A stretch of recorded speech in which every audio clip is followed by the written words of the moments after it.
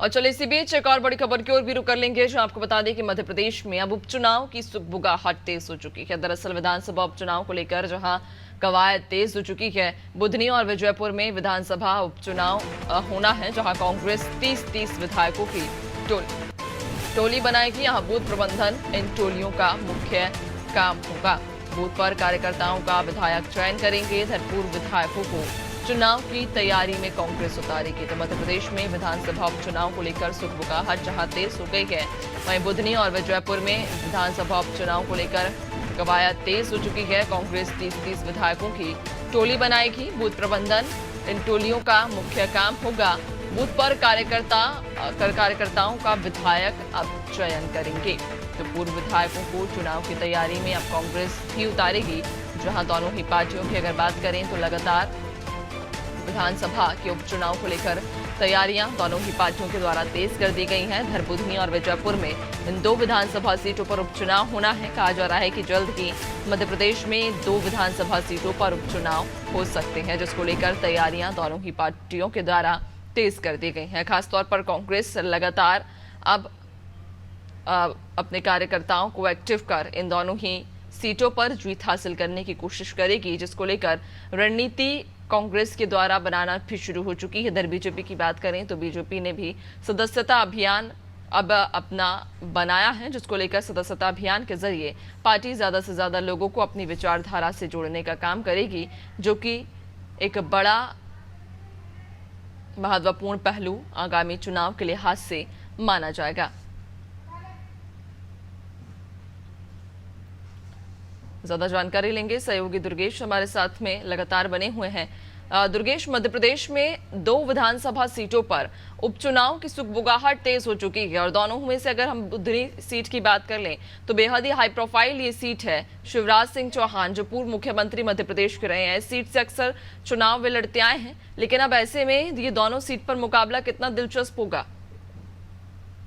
बिल्कुल, देखिए जो है बुधनी और विजयपुर दोनों ही सीट बेहद महत्वपूर्ण है। बुधनी से जहां शिवराज सिंह चौहान जो पूर्व मुख्यमंत्री और वर्तमान में केंद्रीय कृषि मंत्री हैं, उनकी सीट थी, वहां से वो चुनाव लड़ा करते थे, लेकिन जब लोकसभा सदस्य निर्वाचित हुए उसके बाद उन्होंने वहां से इस्तीफा दिया, वो सीट रिक्त घोषित की गई। इसी तरीके से विजयपुर विधानसभा से जो राव निवास रावत कांग्रेस के दिग्गज नेता हुआ करते थे, उन्होंने कांग्रेस पार्टी से इस्तीफा दिया और भारतीय जनता पार्टी की सदस्यता ले ली। बीजेपी ने उन्हें जो है मंत्री भी बना दिया, कैबिनेट मंत्री भी बना दिया। अब दोनों जगह सीटें रिक्त हो गई हैं, अब दोनों जगह उपचुनाव होने हैं। हालांकि जो है निर्वाचन आयोग ने अभी चुनाव की जो डेट है, तिथि है, अभी उसका पूरा चुनाव कार्यक्रम की घोषणा नहीं हुई है, लेकिन उसके पूर्व भी दोनों सियासी दल, चाहे बीजेपी हो फिर चाहे कांग्रेस हो, दोनों ने अपनी जो है तैयारियां तेज कर दी है।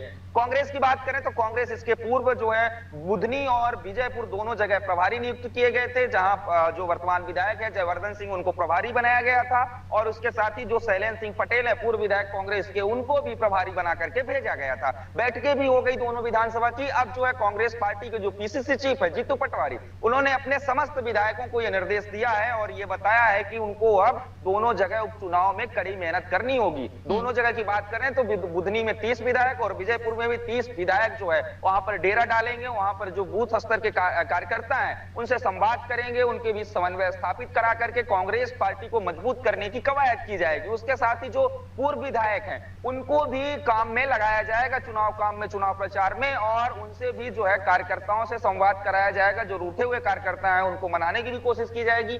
पिछली भी तस्वीरें आपने देखी होगी कि लगातार जीतू पटवारी टिफिन पार्टी के जरिए अपने कार्यकर्ताओं को मनाने की कोशिश कर रहे हैं, उनके बीच समन्वय स्थापित कराने की कोशिश कर रहे हैं। तो कांग्रेस पार्टी अपने पूरे विधायकों को यह स्पष्ट संदेश दे दिया है कि अब उनके पास घर बैठने का समय शेष नहीं है। उनको जो है चुनाव के लिए कड़ी मेहनत करनी होगी और जमीन में गांव-गांव जाकर के, गलियों में घूम करके कांग्रेस पार्टी को मजबूत करना होगा।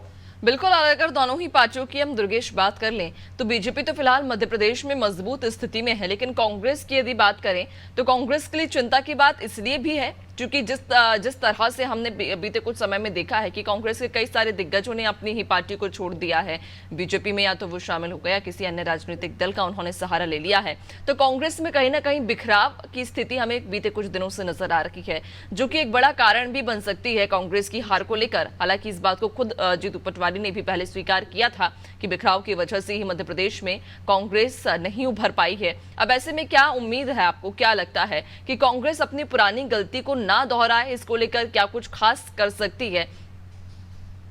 देखिए, पहले बीजेपी की बात कर लेते हैं। बीजेपी दोनों ही सीट में बेहद मजबूत है, क्योंकि बुधनी विधानसभा जो है शिवराज सिंह की पारंपरिक सीट रही है और वो यहाँ से वो लगातार चुनाव जीतते आ रहे हैं। उसके साथ ही जो विजयपुर विधानसभा है वो भी रामनिवास रावत, जो दिग्गज और कद्दावर नेता थे, उनकी भी वो पारंपरिक सीट कही जाती है, चूंकि लगातार वो इस सीट से चुनाव जीतते आए हैं। ऐसे में कांग्रेस के सामने चुनौती तो है, लेकिन जिस तरीके से रामनिवास रावत ने कांग्रेस पार्टी को त्याग पत्र दिया कांग्रेस पार्टी से और उसके बाद बीजेपी में शामिल हुए, तो कहीं ना कहीं जो मूल कार्यकर्ता थे, कांग्रेसी कार्यकर्ता, उनके मन के अंदर भी निराशा है। तो कहीं ना कहीं रामनिवास रावत के लिए भी चुनौती है। लेकिन बुधनी सीट जो है वो बीजेपी की सेफ सीट कही जा रही है।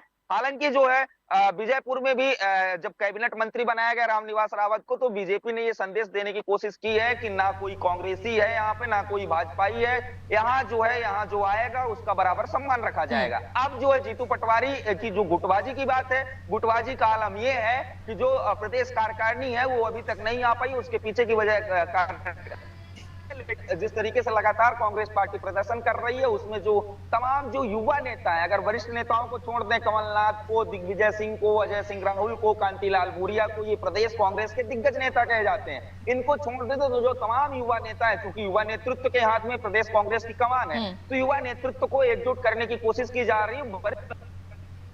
में भी हमने तस्वीर देखी थी कि कल के जो धरना प्रदर्शन कार्यक्रम था उसमें ना तो कमलनाथ शामिल हुए, ना दिग्विजय सिंह शामिल हुए और ना ही नेता प्रतिपक्ष अजय सिंह राहुल, गोविंद सिंह और जो है कांतिलाल भूरिया जैसे दिग्गज नेता शामिल नहीं हुए। लेकिन जो युवा नेतृत्व है, जो युवा पीढ़ी है, वो तमाम जीतू पटवारी के साथ कंधे से कंधा मिला करके चल रही है।